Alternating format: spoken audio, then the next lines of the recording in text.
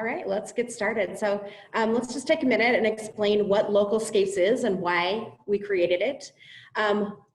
Localscapes was an attempt for a lot of people from across the industry to take everything we know about landscaping and condense it down to the lowest common denominator so that we end up with something that actually works for us here in Utah. So we're going to walk you through kind of that intro class today and give you a feel for what we're trying to solve. The goal with Localscapes, obviously, that we've talked that they conserve water, but that's not the only reason that we created it. We wanted to find one solution that would solve as many homeowner challenges as we can, and this is what we came up with. So we created a method that is easy to follow. I think it may not be so easy to click and go through to the next slide. Ooh, what is the problem there? Okay, well, that's weird. Is that going to click next every time I do that? So we think about our landscapes and the way that we use our landscapes, and these are the kinds of things that we're thinking about. You know, these activities and these moments and these kind of special experiences that we have out in our yards.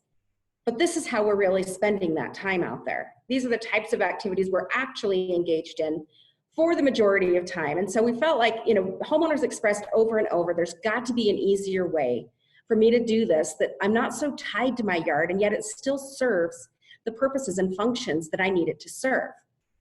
And so in this class today, we're going to just cover the basics of the 5-step Localscapes process. And this is a design style made specifically for Utah.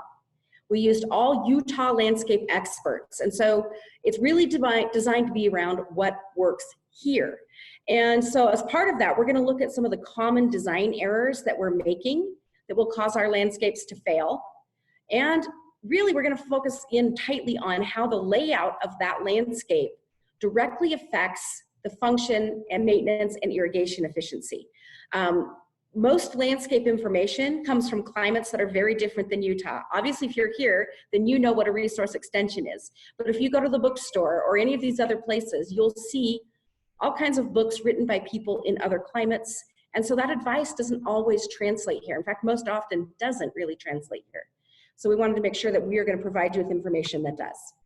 What you're not going to learn, you're not going to leave this little webinar with a design for your yard. Wouldn't that be awesome if we could solve it that easily?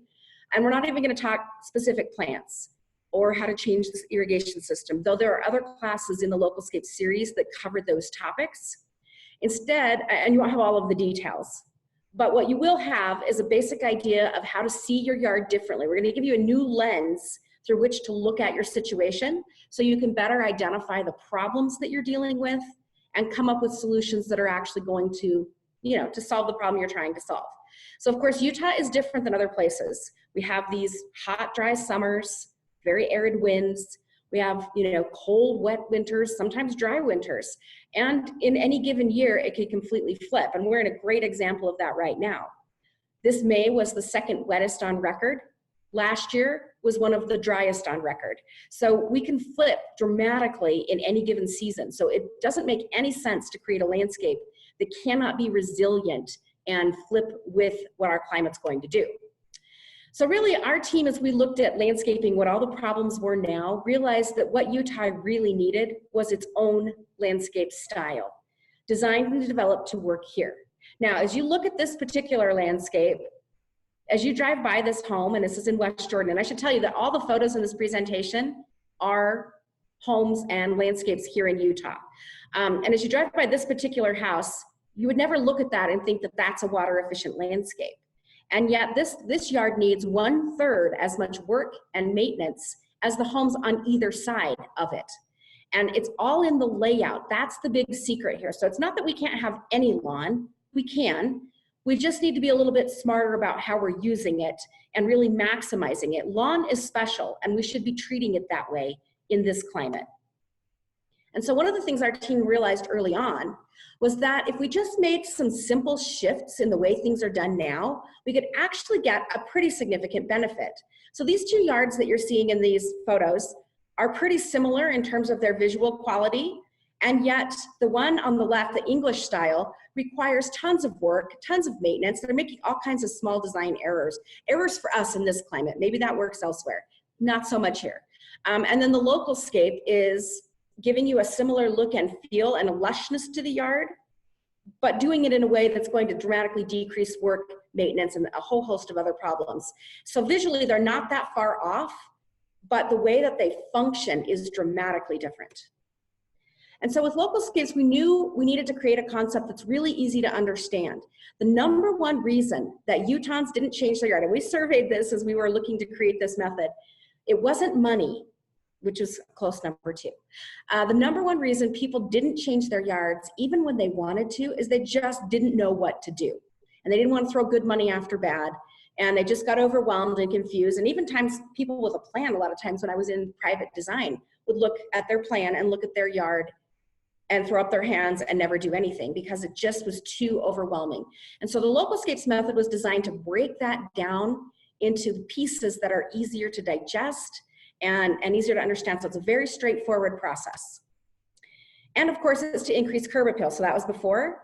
This is in year 2. I actually need to update this to show what this particular property looks like in year 3. There's not serious dramatic change between that original and this one. In fact, they didn't even tear the whole yard out. All they did was removed a portion of that yard, brought it into harmony with those Localscapes principles, and then this is where they ended up. This was 3 years ago that these particular homeowners switched their yard, and I actually stopped in and visited with them last week to find out if they still like their Localscape 3 years later. Because after a project's done, you would expect everyone to be happy with what they got. It's when the realities of maintaining it over time start kicking in, then you know if it's a good solution or not. And these particular homeowners told us that they love it so much that they are now Localscaping their backyard. The maintenance has been as simple as promised, and the neighbors directly across the street from them just Localscaped their yard too. So when they first did this, they got a little pushback from neighbors, especially on the park strip, because they're the first planted park strip in their particular neighborhood. And people told them they would be sorry and everything else. And instead, it has turned out to be kind of a showpiece in the neighborhood that other people are now mimicking. So that's great news for water conservation and great news for having quality, beautiful landscapes. So it also can reduce maintenance. Now, this is a very simple, straightforward design. And everyone has a different style and we're all solving for different landscape problems. But you can see this has a little track around that the kids run around on, and it's just got that lawn there in the middle and some very simple plantings. This is a brand new yard that was installed, but it was designed to be very simple. It'd be very easy to set up badminton or volleyball on the times that you're going to play that. You don't necessarily need more lawn to achieve those same things. But so it's just a very clean, crisp one. So this matches with a lot of people's styles. Here's another version of kind of the same thing. This particular one here, I love the secondary seating, but you can see how the lawn is grouped into those pieces. And when you have lawn that's in a very predictable block of turf, it becomes more efficient in a couple of ways. One, the irrigation layout is simpler. And if you want to control weeds in your landscape, control water. We hear so much that people say, oh, I can't have planting beds because I'll have too many weeds. But the biggest reason that you're getting weeds in those planting beds is not just because you have the bed, it's the way they're being watered. And so in a Localscape, the only place we're going to use that overhead irrigation is on the lawn, and we're going to design lawn shapes that are very friendly to sprinklers. And in fact, I remember very distinctly when this principle hit me, because I thought, I have been doing this all wrong for 20 years. And I was looking at a beautiful landscape in Riverton, and it was done in this, what has now become the Localscape style. And as I looked at it, I thought, you know what, we're doing this backwards. We need to be designing landscapes to fit sprinklers, not sprinklers to fit landscapes. That's the core of the problem. And none of the books that you're going to find are going to address that because, irrigation is kind of a unique to the West thing, and most garden writers are Pacific Northwest or the East Coast. They don't deal with these issues. They don't know how to write about them. And so really getting this information from Utah State, from Localscapes that's close to home experts, that's where you're going to get the best information for your yard. And this is a great example of that being applied. So you can see how clean and crisp this is. There's still lawn for the homeowner's children to play on, but there's also other things that they can do in the landscape. They can hang out around the fire pit. There's, a garden area. There's these different parts of the landscape that come together, but all of it relies on this simplified irrigation. And that's where we really start to make efficiencies in the yard. This is actually someone that took our class. They had a straight lawn, nothing but lawn backyard previously. They took the Localscapes series, and this is what they were able to create as a result. You'll see a couple of pictures of their yard through this presentation because it is awesome. And it doesn't have to be super expensive. It depends on your budget. It was really important for us that it, that it flow with the budget. So you can see that they've used just a flagstone chip material here as this surfacing material for their extended patio. That saved them enough money that they could afford the fire pit. Most of us are on a budget or need to do these things a little at a time. But before, when this whole area was lawn, sure, they could do recreation on that lawn, but there weren't these other opportunities. So now by making that lawn take less of the total area, they can add more things to the yard that give them other ways to use and enjoy it. And to a person, every homeowner we've talked to that has implemented a localscape says the same thing, that they are now spending time in their yard that they never did before. So if you really want to enjoy that investment of time and energy in your landscape, not just behind a mower, but also being out in that yard, then this is a great way to go. So this is the Localscapes House. This is just a drawing that we've done that shows kind of a 3D model of what the Utah landscape of the future will need to look like. You can see there's still lawn areas, but they're used in very strategic key locations, and we'll talk about that in a minute. But this is typically, what it will need to look like. And as we move this direction, we'll continue to have a strong, stable water supply, and we'll have enough, for growth and all the other things that are going on in our community. Our population in Utah is going to double over the next 50 years. The water supply can't. And any new supply that's left to develop has been left alone for a reason. It's environmentally sensitive, though, it's difficult, it's far away, it might need very expensive infrastructure or treatment. So any new supply we're even able to get is substantially more expensive than supply we're already using. So it only makes sense that we start looking at our landscapes where 65% of the drinking water is being used, by the way. We need to change our perspective of what that should look like and how they should be. And the beauty of Localscapes is it shows you how to do that without compromising on the attractiveness of the yard. And in fact, in most neighborhoods where we've had the Localscapes accomplished correctly, it's the best landscape in the neighborhood. All right, so this is kind of that Localscapes house again. We're looking at it front on. Now we're gonna flip it, I think, into plan view, maybe. There we go. Okay, so this is what it looks like from overhead. And a lot of times in the presentation, we'll be looking at it this way. So even though it looks pretty green, we've got that. So central open shape, gathering areas, activity zones, paths, and then the leftover spaces are going to become the planting beds. So those are the 5 steps that we're going to talk about in the rest of the presentation. Now, if you look at this in plan view and you think, oh, that's just, that was too many, that was just too much planting beds, it's not a problem. We can do steps 2, 3, and 4, add more of that to adjust it and bring down the total planted area. It's up to you. So we'll show you how to achieve that. So let's start with the core concept of Localscapes, and that is the central open shape. So lawn is not bad, but we generally use it badly. A yard that's kind of all lawn, I call that a cheapscape, because just roll it out without any thought and then plop things in on top, and that's why they're failing. Because lawn is watered with sprinklers, and sprinklers have these limitations, and once you start throwing swing sets and planting beds and different things on top of a ground plane of lawn, that's how you're kind of messing up the efficiency. And yet that's how all landscape design is generally taught. And it's taught that way because, they're not having to think about sprinklers, but we are. So concept 1, lawn is a plan design element. So it's this central open shape. We're going to take the lawn, group it all together in one piece that's useful for recreation, that has one edge to trim and maintain. And that's a big deal. When we talk about dropping your maintenance, if you're having to kind of work your lawnmower around all these obstacles and obstructions, and you have lots of landscape islands and things, you're increasing that maintenance time every single week. So in a Localscapes configuration where that lawn is all centralized like that, you can be in and out in 7 to 10 minutes on the lawn. And we've had actual homeowners quote us those times. So we know from real landscapes, that's what's happening. And I don't know about you, I love gardening. I also love my Saturdays, and I have 3 kids and plenty of things that need my time and attention on a Saturday. So I would 10 times rather spend 7 minutes on my lawn, than the 45 minutes that's the normal amount of time to mow an edge of a typical Utah yard. And here's what it looks like.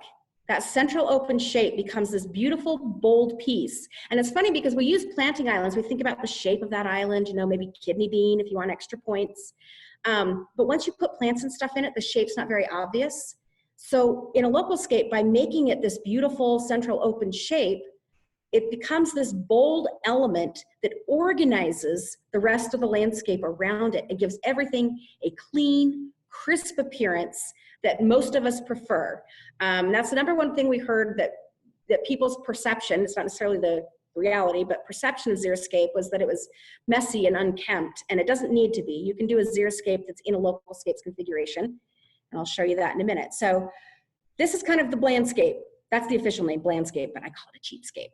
Okay, nothing but lawn, and with everybody special, nobody is special. So you just visually stop seeing this yard. There's just nothing going on there. This is the opposite problem when you don't have a central open shape. So yes, if we only cared about water conservation, we'd be totally down with this particular yard, but I think we can all agree that it's kind of a hot mess. It doesn't have to be. We could organize this with just some minor tweaks. This could actually become a really gorgeous yard. It just needs a few design changes to make that happen. And number one change, that it actually needs design. Okay, so a lack of a central open shape is also a problem. So these are kind of the extreme landscapes, and we want to get you into the middle in between. So this is a Localscape that has lawn, and you can see lawn is the central open shape covering here. You can see how beautiful that is. It's got great curb appeal. You never look at these things and think that that's a water-wise landscape. And that's actually been one of our challenges with xeriscape. When xeriscape is done correctly, it just looks like a beautiful landscape and you have no idea what you're looking at. When xeriscape is done poorly, you know exactly what it is. And so the big challenge with it became that it wasn't identifiable by its good examples. So we thought, oh, we're just gonna forget that. We're gonna create a whole new thing that looks at more than just water efficiency, that looks at the landscape in total for all the things we care about, and come up with the best solution for every potential scenario that we're trying to solve for. So this is the Localscape end that might use a little more water, but you know, it also is to reduce that maintenance. So we just talked about that edge and having that clean edge, to just one edge to trim and maintain, gets you around that landscape quicker, and that it simplifies that irrigation. So here's some sprinklers that are working. You can see this is curvilinear. You don't have to be in a square or a rectangle, but you can see that it's a very gentle curve. None of those squiggly, weird, super curvy, drunken lines. We're gonna go, if we're gonna do a curvilinear, we're gonna do nice and smooth. You should be able to move that lawnmower along that edge really cleanly without having to kind of, you know, erp it around the corners. And that's the right kind of mode for the bed. So whether you wanna do curvilinear or straight, it's fine either way, but this is what we're trying to solve for, is we're trying to get a layout that lets us do the sprinklers so that we're not overspraying into those beds. A planting bed, it needs substantially less water than the lawn, and we're gonna water them differently as a result, and that's where we're really building a lot of those efficiencies. So just because we have more of something doesn't mean it's really more. Here's a very typical Utah yard. Note the kidney bean island, because, you know, I joke that everybody has one of those and nobody knows why, right? Landscape islands are my nemesis. Instead, I like to do what I call green the bean, which is just, you know, that lawn becomes that feature. So in that typical Utah yard, you can see that there is a lot of lawn, but so much of it is in places that are dysfunctional. When are you ever going behind that landscape island, between the sidewalk and the island? The only time your feet are ever on that lawn is when they're behind a lawnmower. The same thing is true as you're going, you know, as you're going around the gate, or notice the pathway. There's some plantings and a weird little strip of lawn on that side of the path. What are you doing with the 2-foot strip of lawn? Absolutely nothing. And if you learn nothing else from this class and make no other changes than to look at your yard and find those awkward bits of lawn and start eliminating those, you'll make huge progress in your yard and in the usability of your landscape. So in a Utah Localscape, like you see over in the other picture, all of that lawn is grouped into a central open shape.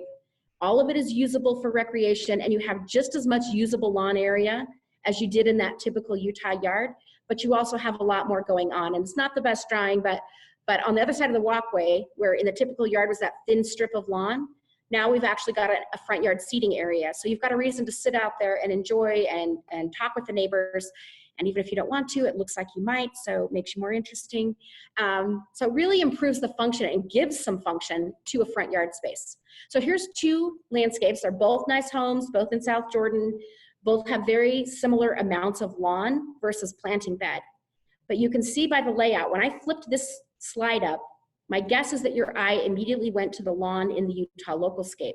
And we have used the plants in that Localscape, or I shouldn't say we, the homeowner, has used the plants in that Localscape to frame the lawn So if you're a lawn lover and want to keep that, make it special.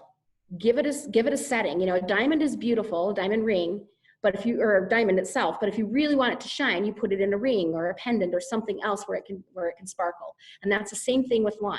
So in that typical yard, it's not that they have too much lawn, it's that it's used badly. None of the lawn that you see in that typical yard photo is useful lawn. And there's a lot of edging and trimming that has to go on as well. Also, the home is more blocked rather than framed. And so those are some of the things that we looked at from a design perspective, but really just making the spaces in our landscapes more functional.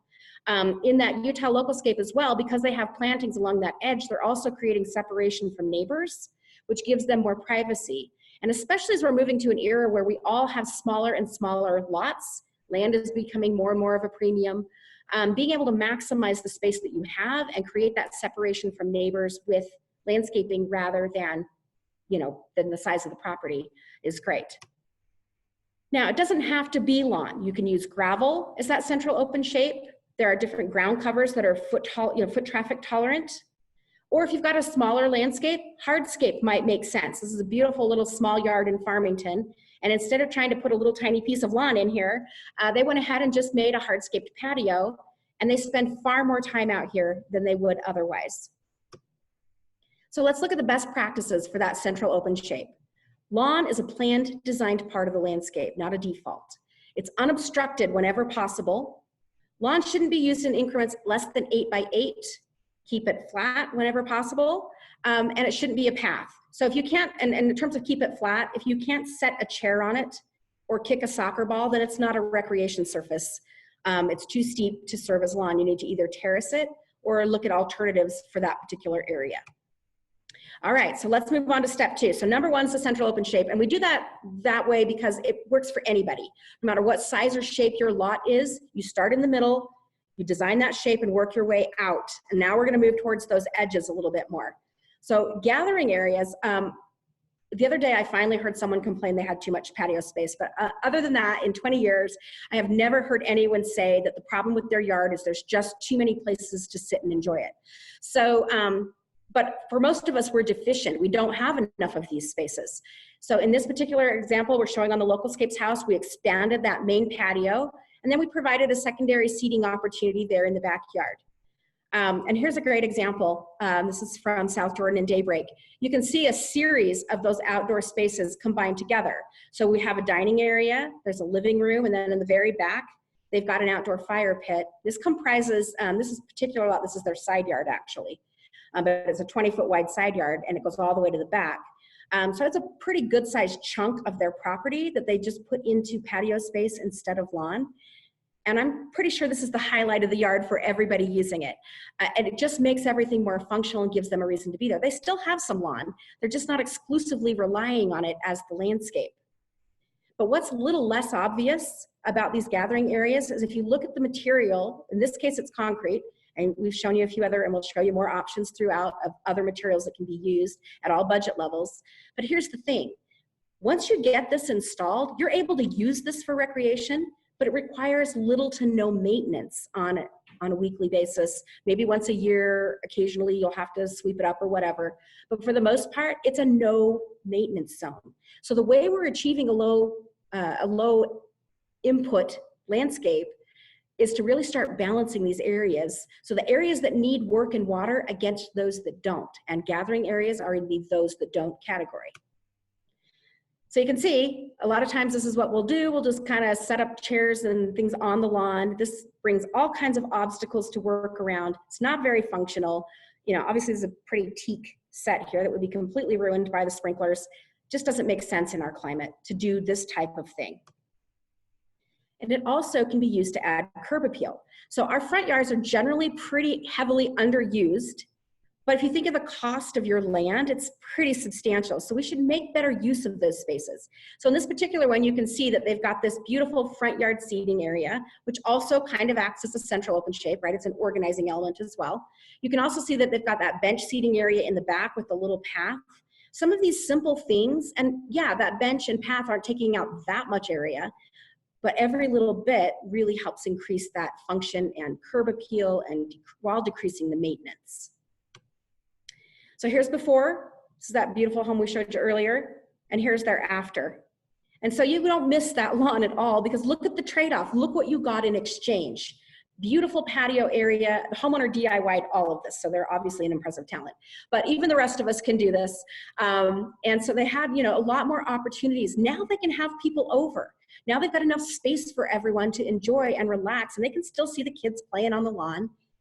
But they have other things that they can do in the yard as well that makes all of this really functional. And that's really the key here. We want our landscapes to work for us and not just be a place to do work. And so these front yard areas, backyard, don't be constrained by the, you know, what's typical. In this front yard example, this home in Murray has a beautiful view of the mountains in the front yard. So why only put a patio in the backyard where they can't enjoy that view? Makes sense in this case to put that in the front yard. So go ahead and mix it up a little bit. You do want to check with your HOA if you have one, and I'm sorry, and just make sure you're okay there, or with your city. But almost every city allows for this. A lot of times people think that their city won't allow them to do a localscape, and we found that's almost never true if you're following the Localscapes principles. And then of course you can customize it to your interests. So this particular homeowner's a retiree, and she calls this the grandkids story swing, and they're able to spend time out there in the way that they want to. But it depends on you and how you live. Maybe you entertain large groups of people. Maybe you don't. Maybe you just want to curl up with a book somewhere in a corner where the rest of the people in your household can't find you. Does not work, by the way. I've tried that. But anyway, you can try it too. So creating these different spaces just make that really possible, and it's up to you what fits your family. So the best practices for gathering areas, as we look at that, is we want the correct surface materials for the type of use. If you've got these chairs that slide in and out, of course we want that smooth surface. We want to make sure that we've got, you know, got everything in the right location. So this table has good access to the house and to the kitchen in the house, and that you leave plenty of space for traffic flow moving in and around those seating areas. All right, the next step is activity zones. So this is the active spaces. So the gathering areas are kind of the passive spaces in the yard. This is the active, this is the adventure. This is where it really starts looking unique to your family and your family's needs. And so in this particular instance, we went ahead and put a children's play area in the back corner and a vegetable garden in the other corner. And you'll notice that the surface materials here are the right surface materials for the use. So in the case of the children's play area, they've got the, you know, the playground bark for surfacing. In the vegetable garden, bark mulch or chat or gravel or whatever you choose.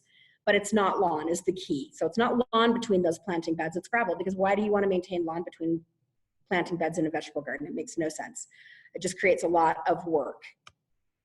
And you can get really creative. So this is that same home that we saw before that had the really neat gathering areas. You can see those gathering areas there on the left side of the screen. And this is their chessboard. So the chessboard was made really cost effectively. Those are just drain grates that they bought and created this little activity space. And so you can see how those things all start to work together. But when you have a specific space for a specific use, you are more likely to go and do that. If people have to set everything up in order to enjoy the area, you're really unlikely to do that, or at least very frequently. So when people tell me, oh, I've got to have all lawn or my kids will have nothing to do, that's really just not the case. You need enough lawn for them to do things, but also give them other opportunities. And we got to compete with technology with these kids. If we want them outside, we got to make it easy for them to get out there and engage. So a lot of times what we do is we want to do the easy thing in the moment that creates a lot of work later. And here's a perfect example. Awesome swing set plopped on top of the lawn. You can already see from under the swings where the lawn's been worn away by the, by the kids. Imagine the sprinklers spraying this particular system. Look at all the little pieces and parts that are projecting into the lawn that you have to mow, trim, and edge around. And suddenly the fact that just setting it up on the lawn like that saved you a little bit of time doesn't seem like such a time savings when it's sucking time out of your Saturday every single week in the landscape season. So instead, take maybe a weekend before you set that up, remove the lawn from the area, cap off any sprinklers that aren't needed anymore, and add the playground bark. It's much safer for the kids. That's a surface that's designed to handle, if little kids fall off the swing set, it's designed to handle some of that impact. Lawn is not. Lawn feels really great on bare feet, not so good on falling skulls. So we want to put that right material under there anyway, just for safety. But now, notice this particular homeowner, instead of futzing around all of those little bits and pieces projecting in the lawn, they're able to just breeze right by with the lawnmower, right along that clean edge. And that's the secret to keeping these things down in the maintenance without changing the functionality of the yard. Another example, so here we have awesome side yard vegetable garden, and you can see they've got the gravel in between the beds, and then they have these raised beds where they're taking advantage of it. And this is actually, it's not their front yard, it's their side yard, it's a corner lot. But a lot of times that side yard is really a waste of space. So here's a perfect example of how it can be converted to an activity zone depending on the sun exposure, to serve a purpose that functions for the homeowners. And then of course it can change as your needs change. So it's going to simplify that irrigation as well. So the irrigated areas, the lawn is just the lawn. And in this case, we've got a children's play area that can be, can do a bunch of different things and is serving the needs that the homeowners have right now. But at some point in the future, if that needs to change out, it's pretty easy since there's not sprinklers underneath it. It'll be really easy to change it to something else later. And that's part of the beauty of it. And we're increasing that function again. So, here's that same home that we saw earlier that Localscaped. They had a beautiful patio area over to the right, and then it extends back, and then this is their trampoline area. Now, this is newly planted. They don't have all their plants in yet, because most of us that are gonna do these projects, we have to do it a piece at a time. And that's been one of the other difficult parts with landscaping is it's kind of, you gotta do everything at once. With Localscaping, we're breaking the landscape down into chunks that are digestible so people don't get so overwhelmed and it doesn't kill your budget. You can just do a little bit right now and that's enough, that's okay.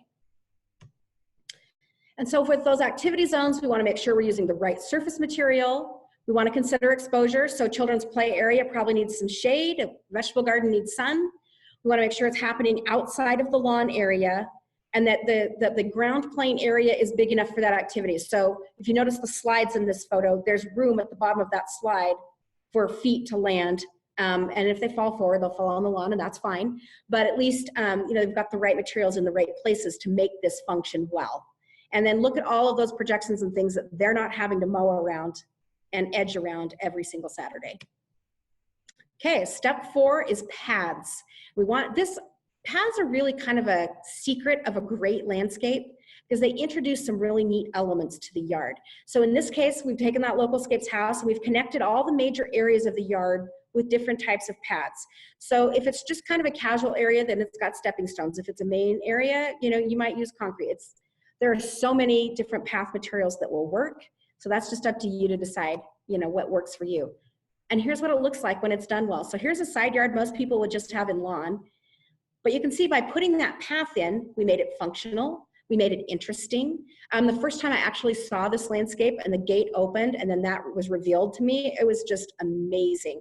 You just want to see where that path goes. It just piques your curiosity and draws you through the landscape. But the other thing that path is doing is decreasing the maintenance. So even though that would be a pretty big planting bed, that path is taking out a big chunk of area that would otherwise be planted and need some maintenance, right? So again, we're taking these elements that don't require maintenance, but are also enhancing the look of the areas that do.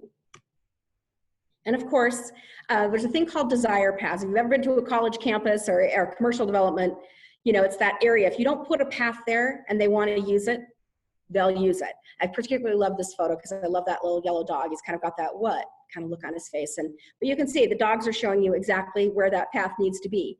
And in an existing yard, you probably, especially if you have dogs, but even if you have kids who often behave like dogs, you can see exactly where that path needs to go based on how things are being used already. And of course, we have the good boy dog who's using the path as he's supposed to. And I cannot guarantee that you will get that kind of dog out of this process, but we have channeled the area, right? We've made that the path of least resistance for him by putting the plantings on either side, giving him a nice surface that's runnable, and this well-behaved dog is doing exactly, what we want. Okay, so, and then of course it's all about increasing that curb appeal too. When you create little shortcuts. So planted park strips are huge, and we're gonna talk a little bit more about that next month in this series. That's the hottest landscape project in Utah right now is flipping the park strip. We have a whole class we'll teach on that. But this right here is one of the key elements of those planted park strips, and it's thinking about how do people need to get around the yard? Where do they need to go? And providing a path to make that easy and to channel the traffic. So through this park strip, we've got the little shortcuts. This other one where we talk about connecting spaces, this is a beautiful pathway that goes around a side yard. You cannot stand where we're looking at this perspective, look down that path and not want to see where it goes.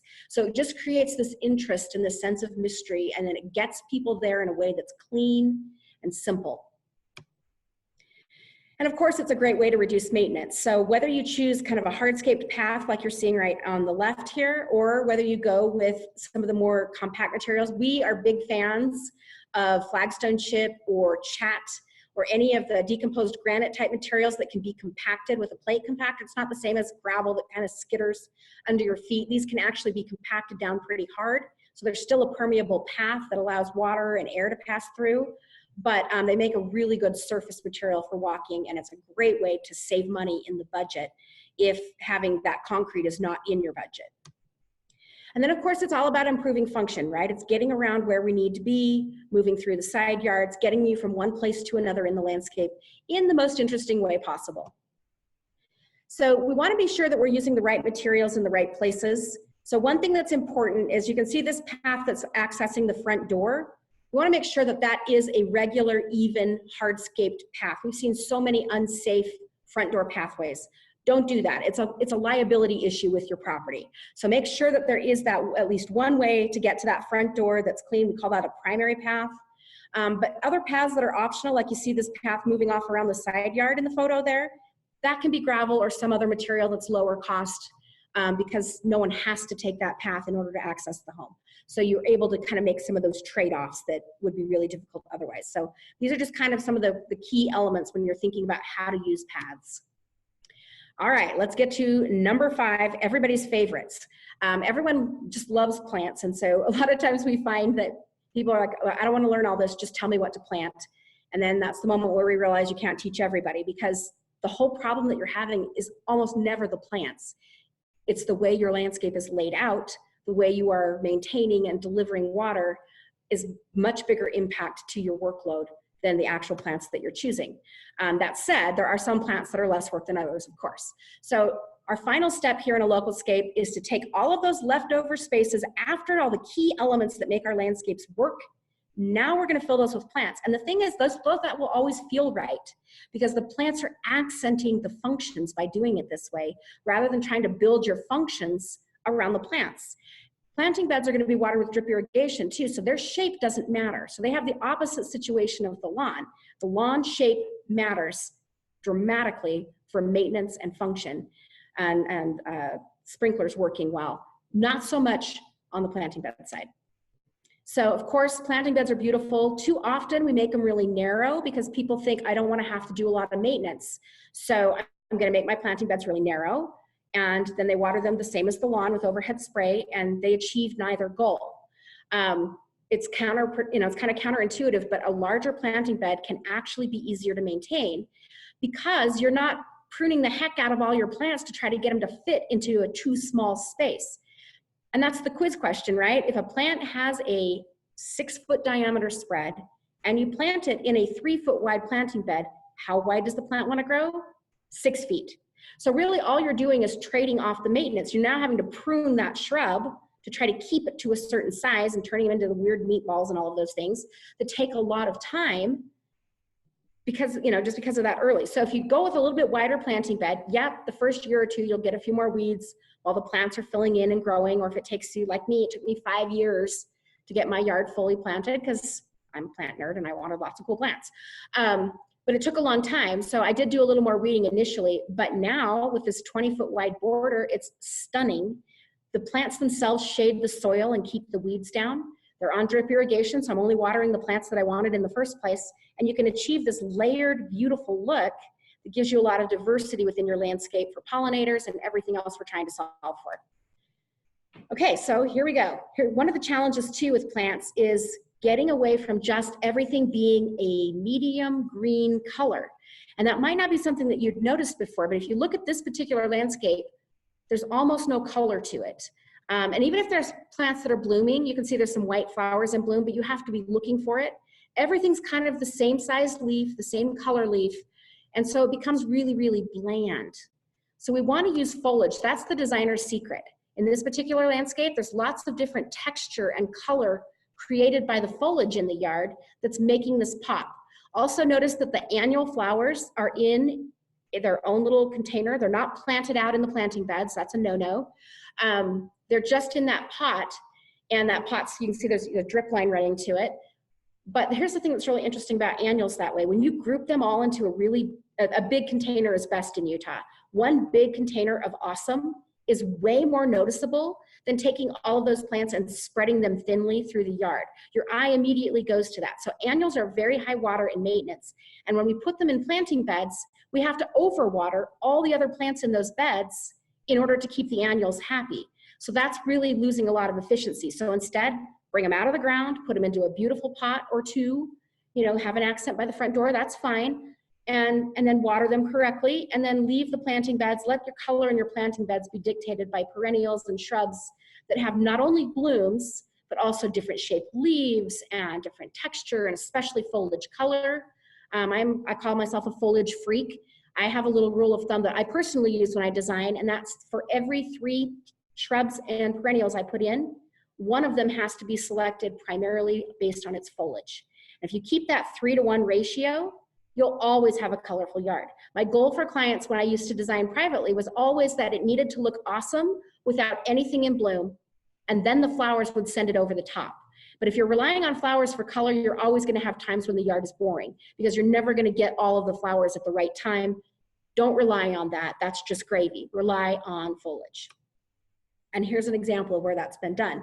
Yes, there are some lovely tulips blooming in this landscape. And by the way, this couple is 90 that owns this particular yard. You can see the tulips and everything, but notice how they have so much color that's coming through in that foliage, the greens and the reds and the variegated forms, the beautiful blue-gray with those dianthus there at the bottom, that kind of texture with the strappy leaves and the ferny leaves. All of that kind of contrast, that's what you're after.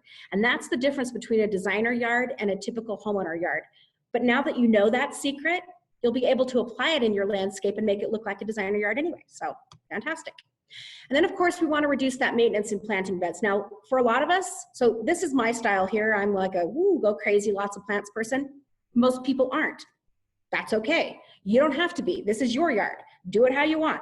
So in this configuration of a Localscape, a lot fewer plantings.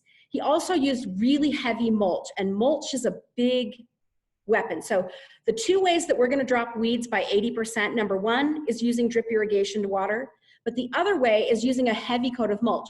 Most of us, by the minimum that we can, we skiff it a ½ inch of mulch because we're just trying to make the soil look brown. And really what we want to do with that mulch, it's an insulator. Think of it as being like that pink insulation in your house. Mulch is that insulator that keeps water in the soil. It also shades the ground plane so that the weed seed that's currently existing in your soil doesn't get the sunlight that it needs to germinate and grow. And so that's how we're reducing a lot of this work, is by carefully applying the things that plants need to grow to just the plants. We're taking control of the elements we can. Plants need 5 things to grow. They need soil, air, water, nutrients, and because I said 5, now my brain blanks. In any case, we can only control 2 of the things that they need. And someone's gonna fill in the blank there, I know. We can only control 2 of the things that they need, and that's water and sunlight. So we wanna take control of that.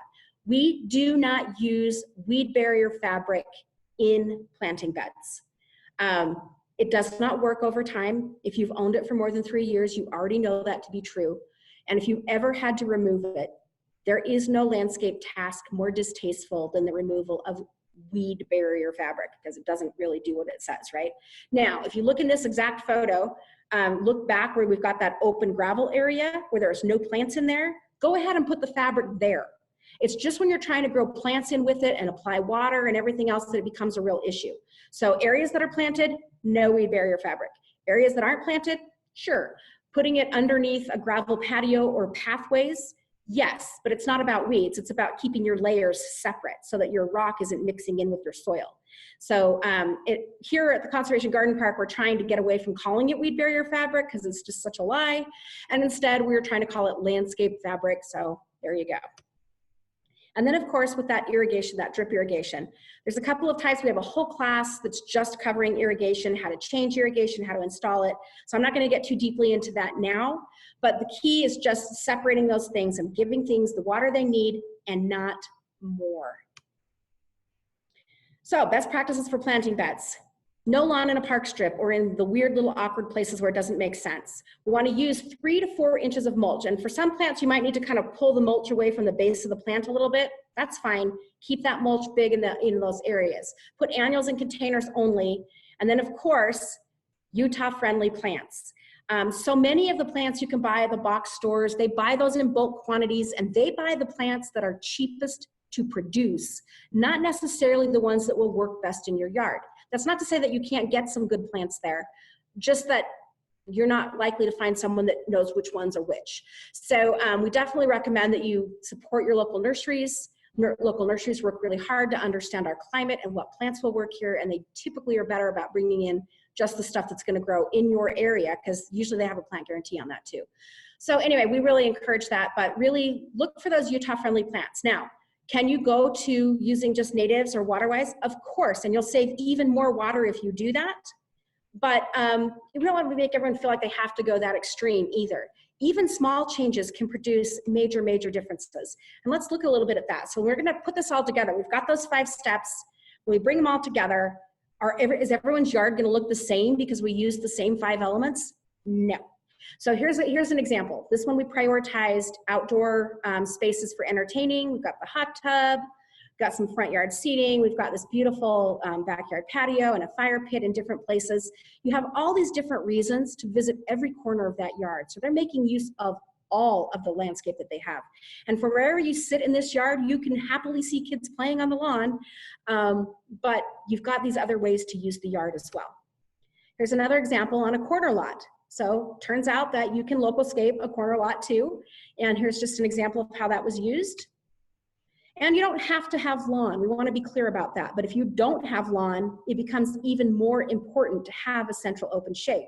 So in the first part of this class, when we were talking about the yard that was a xeriscape but didn't have any design to it, if they just removed some of the plants and created a central open shape of gravel, it was just open space, so you had contrast.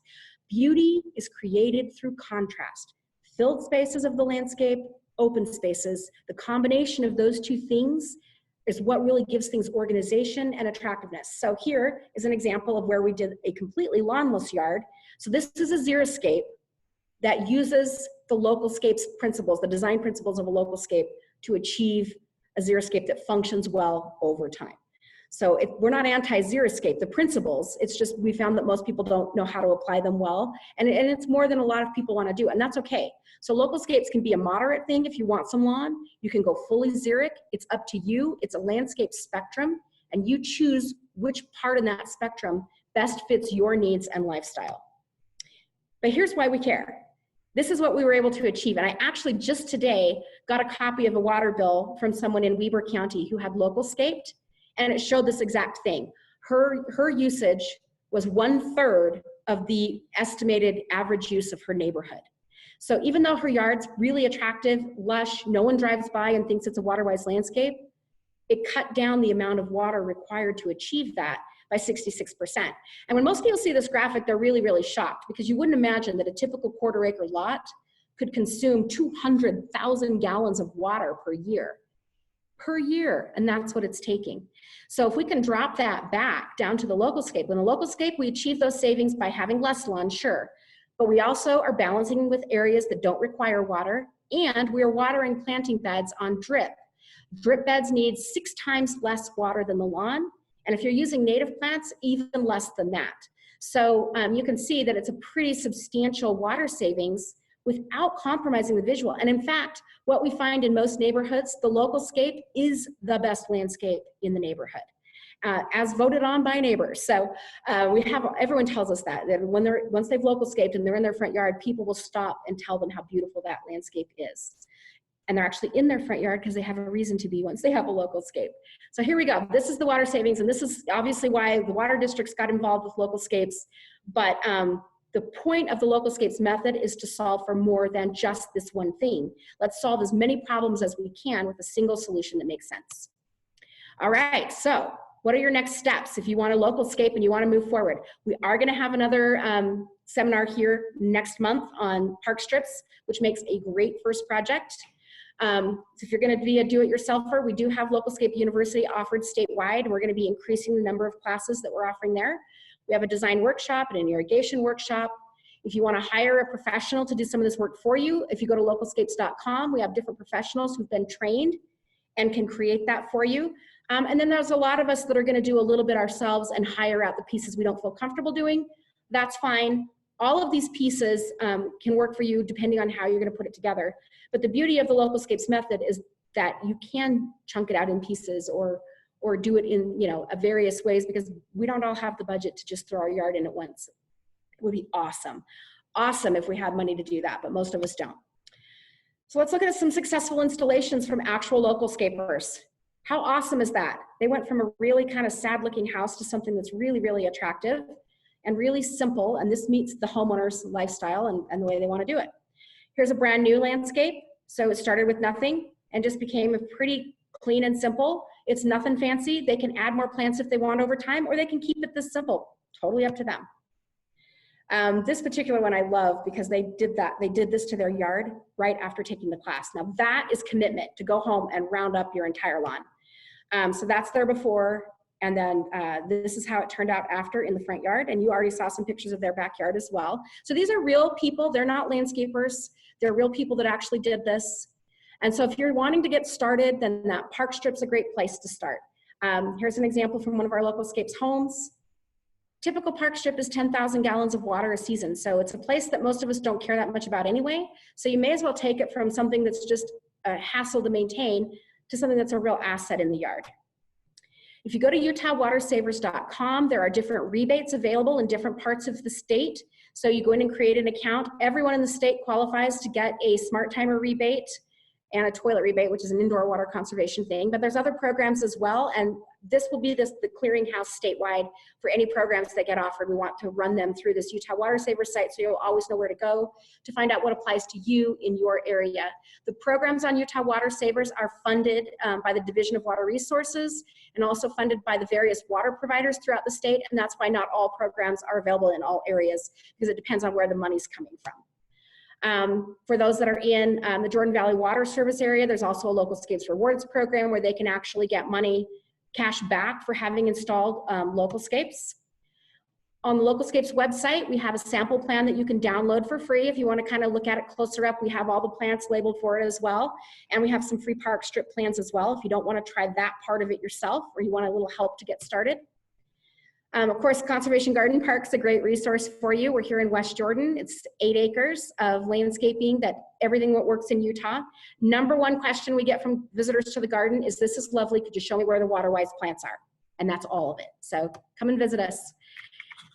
And then let's watch this little quick video and we're done. That we got to make the change was by taking classes at the Conservation Garden Park. I took some classes first, and then Andy followed after I was trying to convince him to also do this. And once he took those classes, we both decided that this was the best thing for our yard and for our family. And it's been a wonderful thing to have that knowledge in helping us change our yard over. One of the favorite things that we made a change with in our yard is the parking strip. It gives us a lot of different color and variety throughout the year, and we've added these extra pathways that the kids can walk on when they're coming up to the yard, and it connects up to this flagstone pathway that we often get a lot of compliments on, and I think it really adds to the front of our yard. Well, we actually asked some neighbors who did something very similar to this. We needed to change our sprinkler system, so we asked for that, and they said, well, really what you need to do is take this class. First, we took the curb strip class, and we really liked that idea because we never could keep our curb strip green. And then we took the Localscapes class. We followed the instructions in the class. We ran a drip system, so the only things getting water are the plants. Well, we were told that it was going to be very hard to take care of by people around, but I have found that it's really easy. And all I do is wander around the yard for about 5 minutes a day, and if I see anything coming up, I pull it. I like the way it looks. I didn't like the way my yard looked before, and so I kind of ignored it and tried to stay away from it. Anybody walks by, people I've never even seen before, always have to comment on how nice the yard looks. We used to have like 5,000 square feet of lawn, and I think we have about 1,200 now, and it's a much prettier yard. And the day we took the class, we came home and rounded up our lawn, and that was the beginning. I'm Nanette, and the thing I like best about my yard is I love pulling up to it and looking at how beautiful it is. It has been such a fun project to do, and it's so fun to be able to say, you worked on it yourself. So last spring at the home show, I saw a display for Conservation Garden, and I noticed that they offered several free classes. And Conservation Garden pushes heavily on the mulch and the drip system and no weed fabric, and everyone thought we were crazy, including neighbors and nurseries and other landscape specialists that I had spoken to. But we took a leap and followed their advice, and I am amazed. It's been really fun to see people slow down as I drive by, and I have a small home business, and I have clients that come up to my home, and they all make a fuss over it. It's been really enjoyable.